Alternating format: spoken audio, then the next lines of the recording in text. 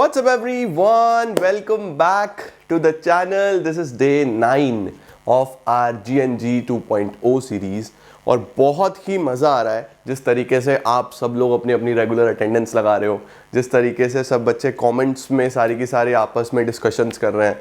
तो this feels so good कि मैं आपके एक इम्पॉर्टेंट स्टेज ऑफ लाइफ में कंट्रीब्यूट कर पा रहा हूँ। बस इसी तरीके से हमें पढ़ते रहना है। छोटे छोटे कंट्रीब्यूशन जो होते हैं वो बड़ी सक्सेस लेके आते हैं, तो ऐसे ही मेहनत करनी है। ऑलमोस्ट हाफ वे आ चुके हैं, 21 डेज़ की सीरीज़ है, 9 डेज़ पे आ चुके हैं, कल 10 दिन हो जाएंगे। तो बस ऐसे ही पढ़ते रहो, जहाँ इतना कर लिया है बस 50% और फिर देखो आपके अंदर कितना ड्रास्टिक चेंज आता है। चलो जल्दी से आज के डे को भी खत्म करते हैं एंड देन कल चलेंगे आगे। Let's begin.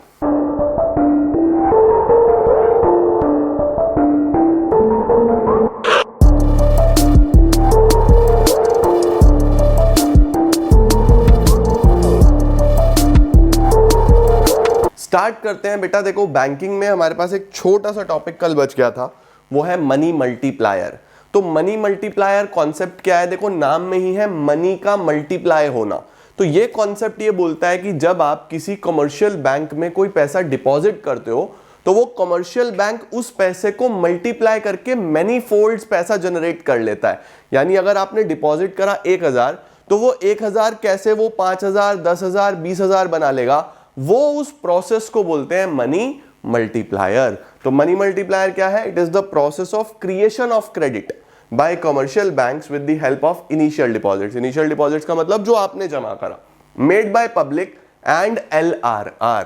देखो मल्टीप्लायर में 1/LRR ये इसका फॉर्मूला होता है जो आपको हेल्प करेगा देखने में कि कितना परसेंट या कितने टाइम्स जनरेशन हो जाएगा इनिशियल डिपॉजिट से फाइनल डिपॉजिट का। कोई नहीं, अभी सब समझाता हूं, एक बार ये आप डेफिनेशन लिख लो। अब बच्चों लिखा हुआ है इस प्रोसेस से कमर्शियल बैंक्स क्रेडिट क्रिएट करते हैं which is in far excess of the primary deposits. यानी इनिशियली जितना पैसा आपने जमा करा था उससे मेनी फोल्ड्स, कई गुना पैसा कमर्शियल बैंक्स क्रिएट कर लेते हैं। अब देखो लिखा हुआ है इस प्रोसेस को समझने के लिए हमें दो चीजें एज्यूम करनी पड़ेंगी। नंबर 1 कि सारा का सारा बैंकिंग सिस्टम एक ही यूनिट है और उसको हम बैंक्स बोलते हैं। पूरा बैंकिंग सिस्टम एक यूनिट है, उसको बैंक बोलते हैं। नंबर 2 सारे रिसिप्ट्स एंड पेमेंट्स जो है वो बैंक के थ्रू ही रूटेड है। बैंक के थ्रू रूटेड है का क्या मतलब हुआ कि सब कुछ बैंक के थ्रू होता है, कैश से नहीं होता। ठीक है बच्चों। इसके बाद देखो अब एक बात लिखी हुई है कि जितने भी डिपॉजिट्स बैंक के पास आते हैं, मैंने आपको बताया था, ये हमने कल सीखा था, जितने भी डिपॉजिट्स बैंक के पास आते हैं बैंक एक रिजर्व मेंटेन करके बाकी लोन बांट देता है ना। आओ प्रोसेस को समझना शुरू करते हैं। आपको एक काम करना है, एक टेबल समझनी है, इसके थ्रू पूरा प्रोसेस समझ में आ जाएगा। ठीक है। देखो हम मानते हैं कि यहां पे डिपॉजिट्स हुए, डिपॉजिट्स के बाद कितने लोन्स दिए बैंक ने और कितना रिजर्व मेंटेन करा उसको हम LRR बोल देते हैं। ठीक है। अब LRR आप कुछ भी एज्यूम कर सकते हो, ये आपका एजम्पशन है। मैं एज्यूम कर रहा हूं 20%। ठीक है। अब मैंने आपको मल्टीप्लायर का एक फॉर्मूला लिखवाया था पीछे, देखो मनी मल्टीप्लायर का फॉर्मूला है 1/LRR। इसका मतलब 1/0.20। 20% को 0.20 लिख सकते हैं, 20/100 0.20, यानी कि 5 टाइम्स। इसका मतलब ये है बच्चों, अगर आप LRR 20% लोगे, अगर आप LRR 20% लोगे तो जितना भी पैसा आप बैंक में जमा करोगे बैंक उसका 5 गुना बना लेगा, 5 टाइम्स बना लेगा। अगर यही LRR 10% होता तो बैंक कितना मल्टीप्लाई कर लेता? 1/0.10, फिर बैंक 10 गुना बना लेता। तो बैंक कितना क्रेडिट क्रिएट कर लेगा वो डिपेंड करता है LRR के ऊपर। इस बात का ध्यान रखना। ठीक है। ये डिपेंड करेगा किस चीज के ऊपर? LRR के ऊपर। अब देखो एक चीज और आपको समझ में आनी चाहिए, जितना LRR जैसे 20% था तो 5 गुना क्रिएट हुआ, ये 10% हो गया तो 10 गुना क्रिएट हो गया। यानी जितना LRR कम होगा उतना मनी ज्यादा मल्टीप्लाई होगा, क्योंकि रिजर्व कम बनेगा, इकोनॉमी में पैसा ज्यादा जाएगा। तो ध्यान रखना कि मल्टीप्लायर और LRR में इनवर्स रिलेशन होता है, वो हम यहां से फॉर्मूला में भी देख सकते हैं 1/LRR के थ्रू। राइट। अब प्रोसेस को समझो। देखो एज्यूम करो कि आपने एक इनिशियल डिपॉजिट करा बैंक में 1000 रुपए का, आपने बैंक में 1000 रुपए जमा करे। अगर आपने बच्चों बैंक में 1000 रुपए जमा करे तो आप उसका 20% बैंक को रिजर्व बनाता देखोगे। 1000 का 20% 200 रुपए का रिजर्व बनाएगा बैंक, और 800 रुपए लोन की फॉर्म में डिस्ट्रीब्यूट कर देगा जनता को ही, पब्लिक को ही लोन दे देगा। यानी बैंक के पास 1000 रुपए आए, किसी ने डिपॉजिट करे, बैंक उसमें से जो लीगल रिजर्व रिक्वायरमेंट्स हैं, जो रिजर्व बनाने हैं वो रिजर्व बनाएगा, बाकी लोन बांट देगा, है ना। तो बैंक ने 800 रुपए का लोन बांट दिया। अब जिसको बच्चे लोन दिया, बैंक ने जिसको लोन दिया, वो इस लोन से क्या करेगा, वो इस लोन से खर्चा करेगा। अब खर्चा करे क्योंकि उसने लोन लिया है, क्यों लिया है, उसको जरूरत होगी, उसने कहीं ना कहीं स्पेंड करना होगा। अब वो जब स्पेंड करेगा बच्चों, सारी ट्रांजेक्शन्स तो बैंक से होती हैं, बैंक से होती है क्या, 800 रुपए घूम के फिर से बैंक में ही आ गए। भाई जो भी खर्चा करेगा, सारी ट्रांजैक्शन तो बैंक से ही होती है ना। सपोज मैंने लोन लिया, क्यों लिया, पढ़ाई के लिए, मैंने कॉलेज की फीस भरी अपनी, तो कॉलेज भी तो फिर बैंक में ही जाएगा ना, क्योंकि सब बैंक से होता है। तो 800 रुपए फिर बैंक में गए, बैंक इस 800 का क्या करेगा, फिर 20% रिजर्व बनाएगा, 160, कितना डिस्ट्रीब्यूट कर देगा, 640। देखो 640 का फिर लोन दे देगा। ये 640 जो स्पेंड करेगा घूम के फिर बैंक में आएगा, 640 का फिर 20%, 128 का रिजर्व बनाएगा, कितना डिस्ट्रीब्यूट कर देगा, 512। ये 512 फिर घूम के बैंक में आ जाएगा। और ये सर्कल ऐसे ही चलती रहेगी, पूरी साइकिल ऐसे ही चलती रहेगी, चलती रहेगी, चलती रहेगी, मल्टीपल राउंड्स होते रहेंगे, होते रहेंगे, होते रहेंगे। और ऐसे राउंड्स चलते चलते चलते चलते एक पॉइंट ऑफ टाइम पे आके क्या होगा, जितने डिपॉजिट शुरू में हुए थे उतने का बच्चों टोटल रिजर्व बन जाएगा। देखो 200 और 160, 360, 360 और 28, 488 हो गया।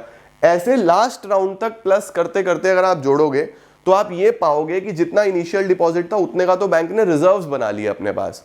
अब रिजर्व्स इतने बने तो इसका भी टोटल होगा 1000 और 800, 1800, 1800 और 640, 2440, 2440 और 512 और 29, 52। ऐसे सम करते करते आप देखोगे कि यहाँ पे टोटल 5000 रुपए बन चुके हैं। यहाँ पे टोटल कितने बन चुके हैं, 5000। अब 5000 का 20% ही तो होता है 1000, तो बाकी लोन कितने बांटे हो गए, 4000। अब आप यहां से ये देख पा रहे हो बच्चों कि जो बैंक का इनिशियल डिपॉजिट था, जो बैंक का इनिशियल डिपॉजिट था वो था 1000, और जो टोटल डिपॉजिट बना वो बना 5000। इसका मतलब total deposit divided by initial deposit जब हम करते हैं तो हमारे पास मनी मल्टीप्लायर की वैल्यू आ जाती है। देखो मनी मल्टीप्लायर की कितनी वैल्यू आई, क्या 5 टाइम्स वैल्यू आ गई। और ये तो हमें पहले भी पता था कि ये 5 टाइम्स ही आएगी। कैसे सर, क्योंकि हमने यहाँ पे फॉर्मूला पहले ही लगा के देख लिया था, 1/LRR। इतना LRR लूंगा तो 5 गुना ही बनेगा। अगर LRR बच्चों 10% लेता तो यहाँ पे 1000 में 100 का रिजर्व बनता, 900 बढ़ते, 900 यहाँ पे आते, फिर 90 का रिजर्व बनता, 810 बढ़ते, फिर 810 यहाँ पे आते। तो ऐसे अगर देखते हम तो फिर यहाँ पे 1000 के 10,000 बन जाते। क्यों, क्योंकि वहां पे 10 टाइम्स ही क्रिएट होना था। तो मल्टीप्लायर का प्रोसेस ऐसे काम करता है कि बैंक आपसे लिए हुए पैसे को फर्दर बांट के मल्टीपल अमाउंट जनरेट कर लेता है, मल्टीपल क्रेडिट क्रिएट कर लेता है। इसी को हम मनी मल्टीप्लायर बोलते हैं बच्चों। सॉर्टेड। चलो सर देखो लिखा हुआ है the deposit held by banks are used for giving loans, however banks can not use the whole deposit for lending. It is legally compulsory for the bank to keep a certain minimum fraction of deposits as reserves, जिसको हम LRR बोलते हैं। अब ये पूरा काम जो मैंने करा इसको एक पैराग्राफ में लिख दिया। देखो ये लर्न करना पड़ेगा आपको कि इनिशियल डिपॉजिट 1000 था, LRR 20% था। तो इसका मतलब है कि बैंक्स 200 रुपए के रिजर्व्स रखेंगे और 800 रुपए लोन दे देंगे। फिर अगर बोरोवर्स 800 रुपए निकालते हैं, ये मनी घूम के फिर 800 रुपए के डिपॉजिट की फॉर्म में बैंक के पास आ जाएगा, क्योंकि सब कुछ बैंक के थ्रू होता है। तो इससे बैंक के डिपॉजिट्स 800 से बढ़ जाएंगे दूसरे राउंड में। तो पहले में 1000 थे, फिर 800 से बढ़ गए। आगे लिखा हुआ है ऐसे बैंक फिर से 20% रिजर्व बनाएगा, 640 लोन देगा, जो घूम के फिर बैंक में आएगा।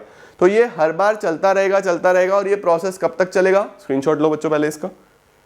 ये प्रोसेस कब तक चलेगा, तब तक चलेगा जब तक total cash reserves initial deposit के बराबर नहीं आ जाते। देखो 1000 के बराबर 1000 आ जाएंगे, राइट। और टेबल से हम ऑब्जर्व कर पा रहे हैं कि जो इनिशियल डिपॉजिट्स हैं उससे 5 गुना टोटल डिपॉजिट्स हो गए, तो इसी को हम मनी मल्टीप्लायर भी बोल देते हैं, right.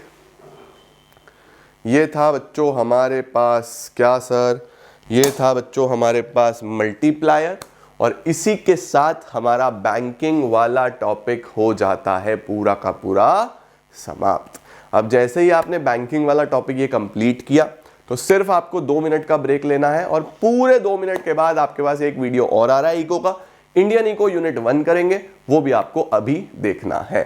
Alright, thank you so much guys for joining in. I am gonna see you all in just 2 minutes. Indian eco में मिलो और वो वीडियो शुरू करते हैं। Thank you so much.